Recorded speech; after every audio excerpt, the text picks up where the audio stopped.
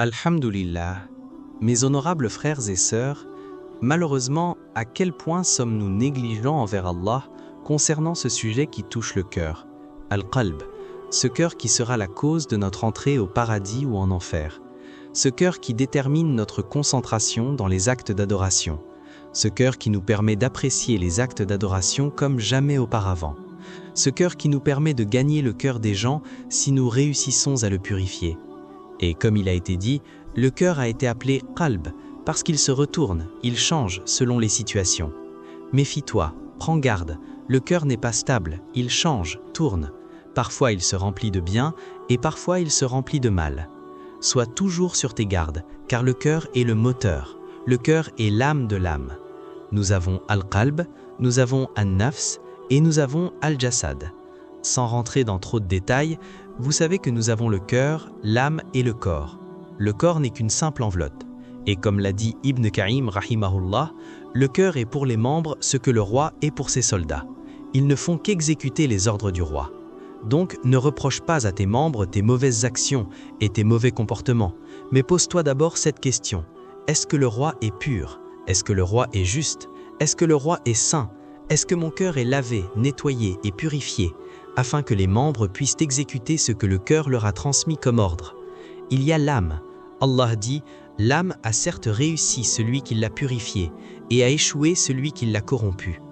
L'âme a besoin d'éducation. Elle a un penchant vers le mal. C'est un combat journalier. Il y a l'âme qui incite au mal, il y a l'âme qui se blâme quand elle pêche, elle tombe, elle glisse, puis elle se relève, et il y a l'âme apaisée, qu'Allah nous accorde ici-bas et dans l'au-delà. Cette âme qui sera appelée à rejoindre la satisfaction et la miséricorde d'Allah, qui sera invitée à entrer au paradis au moment de la mort. Mais l'âme est influencée par ce récipient qu'est le cœur. Tout dépend de ce que tu mets dans le cœur. C'est pour cela que je dis que le cœur est l'âme de l'âme. L'âme s'abreuve de ce qu'il y a dans le cœur. Et tu as des portes ouvertes. Ton regard, tes oreilles, ta bouche, tout ce qui rentre par ces portes se dirige vers ce récipient qu'est le cœur. Si tu le remplis de bien, ton cœur sera bon, ton âme sera bien éduquée, et tes œuvres accompliront des œuvres aimées et agréées auprès de ton Seigneur. Tu gagneras le cœur des gens et la satisfaction de ton Seigneur, le Clément. Mais si tu remplis ce récipient de mal, si tu laisses n'importe quoi et n'importe qui entrer par ces portes, le regard, la bouche, les oreilles et le reste, alors ton cœur va se remplir de saleté. Il ne sera pas pur, et ce qui te permettra d'entrer au paradis, c'est un cœur pur. Allah dit dans le Coran, « Yawma la yanfa'u malun wala banoun illa man ata Allah biqalbin salim » qui veut dire « Le jour où ni les biens ni les enfants ne seront d'aucune utilité, sauf celui qui vient à Allah avec un cœur saint. » Quel est ce jour?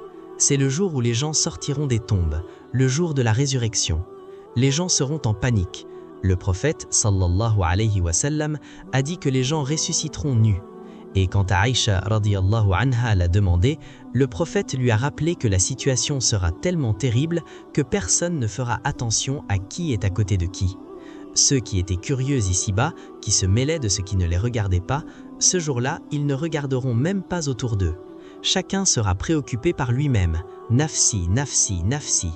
Et ce jour-là, Allah nous dit que ni les biens ni les enfants ne serviront à rien, sauf celui qui vient auprès de son Seigneur avec un cœur pur, propre, nettoyé, saint et préservé du mal. C'est celui-là qui réussira.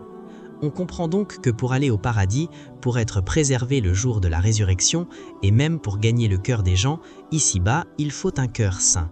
C'est pour cela que le prophète, sallallahu alayhi wa sallam, répétait « Allahumma inni as'aluka qalban saliman » « Oh Allah, je te demande un cœur saint, préservé du mal. » Que dire de toi et moi?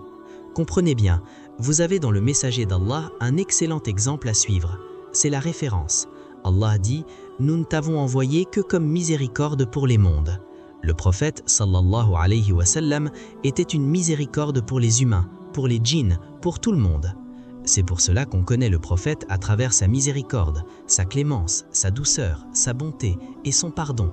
Pourquoi entendons-nous autant de hadiths qui parlent de sa douceur, de sa patience, du fait qu'il n'était pas rancunier, pas jaloux et qu'il répondait au mal par le bien? Comment a-t-il atteint ce degré? Parce qu'Allah lui a donné un cœur que personne d'autre sur terre n'avait. Quand il était petit et qu'il jouait avec les enfants, Djibril alayhi salam est venu, a ouvert sa poitrine, a pris le cœur, l'a mis dans un récipient en or rempli d'eau de Zamzam, a enlevé le morceau de chair représentant l'influence satanique, l'a jeté, a nettoyé son cœur et l'a remis dans sa poitrine.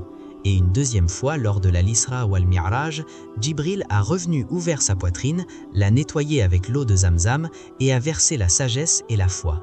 On ne pourra jamais atteindre le degré du prophète sallallahu alayhi wa sallam, mais plus nous nous purifions le cœur, plus nous nous rapprochons de son comportement. Se rapprocher de la méthodologie du prophète sallallahu alayhi wa sallam ne se limite pas à l'apparence physique, la barbe, le hijab et le reste. On oublie souvent l'aspect le plus important, le cœur. Parce que l'apparence est facile, mais purifier ce qui est caché demande beaucoup d'efforts. Et cela se manifeste dans nos mauvais comportements, notre rancune, notre dureté, notre manque de soumission aux ordres d'Allah et de son messager.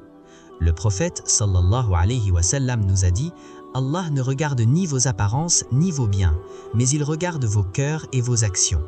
Il faut prouver ce qu'il y a dans ton cœur à travers tes actions. » Et il a dit « Il y a dans le corps une morse de chair. Si elle est bonne, tout le corps est bon. Si elle est corrompue, tout le corps est corrompu. Et c'est le cœur. Quand tu prends conscience de cela, tu revois tes priorités. Comment purifier mon cœur? Qu'est-ce qu'un cœur pur? Pourquoi dois-je faire des efforts sur l'intérieur avant l'apparence? Parce que c'est le récipient, tout part du cœur. Allah dit de certaines personnes, ils ont des cœurs mais ils ne comprennent pas. Il y a une relation forte entre le cœur, les émotions, les sentiments et la raison. Sans un cœur pur, tu ne raisonneras pas correctement et tes actions iront dans tous les sens. Un cœur pur est un cœur purifié, nettoyé, lavé, préservé des grands péchés et de tout ce qu'Allah déteste. C'est un cœur purifié de la jalousie, de la haine, de la rancune, de tout ce qui est détesté par Allah, par son messager et par les êtres humains en général. Quand tu purifies ton cœur, tu comprends pourquoi tu es aimé par Allah et par les gens. Et tu comprends pourquoi quelqu'un est détesté, parce qu'il porte des maladies dans son cœur, rancune, haine, jalousie, au point de vouloir que les bienfaits de son frère disparaissent. Si vous voulez une image concrète d'un cœur pur, prenez ces deux hadiths avec le compagnon Abdallah ibn Amr ibn al-As. Dans le premier, on demande au prophète sallallahu alayhi wa sallam qui est le meilleur des gens. Il répond « celui qui est piailleux, pur, préservé de l'injustice, du péché et de la jalousie ».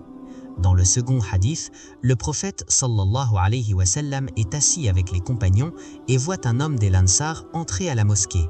Il dit « Voilà un homme qui fait partie des habitants du paradis ». Il le répète 3 jours de suite. Abdallah ibn Amr va chez lui, prétexte un différend avec son père pour dormir 3 nuits. Il ne voit rien d'extraordinaire la nuit ni le jour, à part les actes d'adoration habituels chez les compagnons. Il lui demande alors « Le prophète sallallahu alayhi wa sallam a dit 3 fois que tu es de parmi les gens du paradis. Dis-moi ce que tu fais de spécial. » L'homme répond « Rien d'autre que ce que tu vois. Sauf que je ne m'endors pas la nuit en ayant dans mon cœur de la rancune ou de la jalousie envers un de mes frères ou sœurs.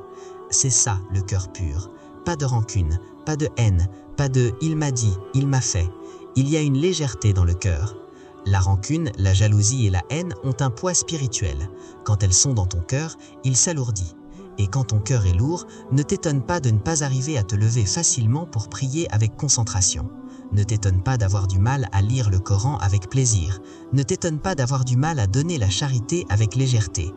Si tu veux un cœur léger qui frémit au rappel d'Allah, un cœur qui se tranquillise quand on évoque Allah, comme Allah le dit, « Alladhina amanu wa tatma'innu qulubuhum bi dhikrillah, ala bi dhikrillahi tatma'innul qulub » Traduction, ceux qui ont cru et dont les cœurs se tranquillisent par le rappel d'Allah, n'est-ce point par le rappel d'Allah que se tranquillisent les cœurs? Alors il faut purifier ton cœur. Comment y arriver? D'abord, en sachant l'importance d'avoir un cœur pur, c'est la voie du paradis. Ensuite, en multipliant les invocations. Le prophète sallallahu alayhi wa sallam disait « Ô Allah, accorde-moi un cœur pur ». Demande à Allah, car les cœurs sont entre les doigts du miséricordieux. Il les retourne comme il veut. Multiplie aussi l'istighfar, la demande de pardon, car elle nettoie les cœurs. Mets-toi dans une bonne ambiance, un bon environnement et surtout fais un gros effort. Quand tu sais que le mal est là, combat-le. Sensibilise-toi aux conséquences. Souviens-toi des bienfaits de la purification, puis fais le sacrifice. C'est dur au début, mais tout ce qui est dur pour Allah apporte ensuite un apaisement spirituel. Il y a 3 types de cœurs, le cœur pur, le cœur malade et le cœur mort, qu'Allah nous en préserve. Nous avons tous des cœurs un peu malades, car nous n'avons pas été lavés avec l'eau de Zamzam par Djibril. Mais Allah nous a donné des stations de purification tout au long de la journée. La prière, le dhikr après la salat, le jeûne, chaque prière efface les péchés entre elle et la précédente. À chaque péché, Allah inscrit un point noir sur le cœur.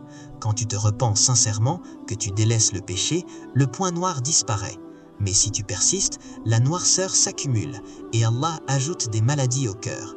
C'est pour cela que Ibn Abbas a dit « Il n'y a pas de petit péché avec la persistance et il n'y a pas de grand péché avec l'istighfar. Multiplie donc l'istighfar, surtout Sayyidul Istighfar. » Pour terminer, écoute cette parole d'Abdallah ibn Mas'oud.